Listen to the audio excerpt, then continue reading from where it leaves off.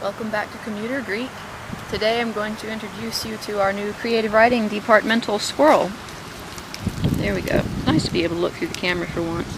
His name is Simon and he is very cold right now. It's a cold day. He fell out of a tree yesterday and his mommy didn't come for him and it was very cold, so I took him home and I've been trying to feed him, but he doesn't like to eat. He just likes to curl up. So we'll see how this turns out. But at least for today, I have something animate to talk to. Although I'm behind a bush, and so if anybody happens along, I still look like I'm talking to myself. But if they come up and ask, I can say that I'm teaching the squirrel Greek.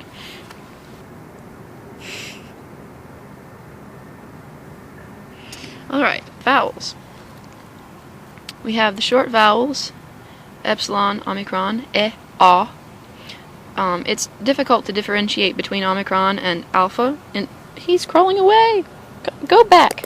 Go back. No, you have to stay in your nest. Don't fall off my lap. Okay. I've read textbook explanations of the difference between alpha and omicron as the difference between the vowel sound in father and hot, but I can't hear any difference in the vowel sound between father and hot. I don't know if it's just me. The ones in the middle can be short or long. The difference between a short alpha and a long alpha is simply in the length that you hold it out, and I don't know how to pronounce that consistently myself. Ah or ah. Whatever. Iota, I, or E, either one works. I'd say whichever is easier for you to pronounce in the given word. And then oo, supposedly this can be short or long, but I think the sound is very ugly, so I usually say oo.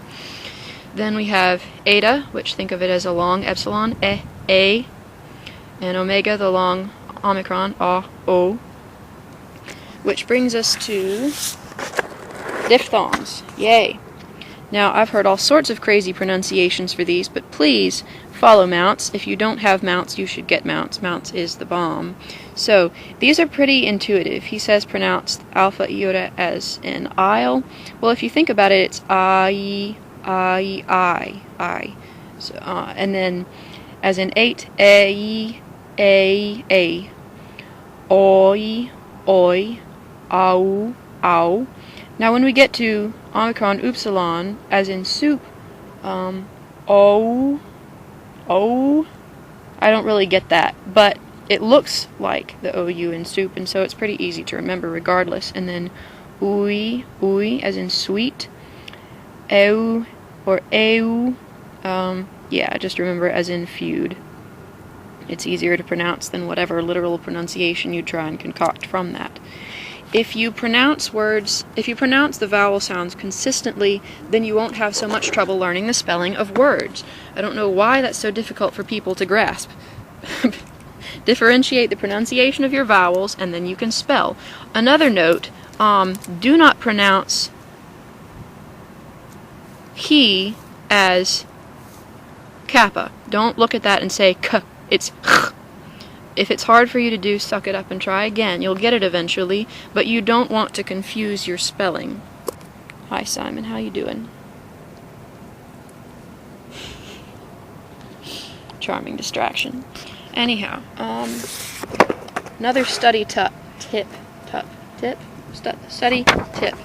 having trouble with my own pronunciation.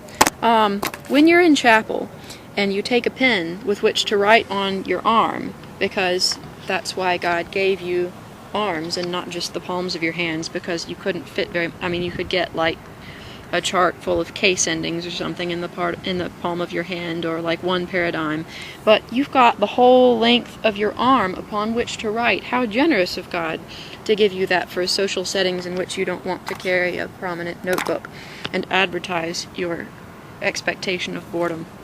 So when you're in chapel with a pen to study Greek and write paradigms all over yourself, make it a black pen, not a red pen, because I realized yesterday, after I had, in a moment of abstraction, outlined all the veins on my wrist, that my pen was red, and that from a distance it looked like I was much more upset about chapel than I was, in fact.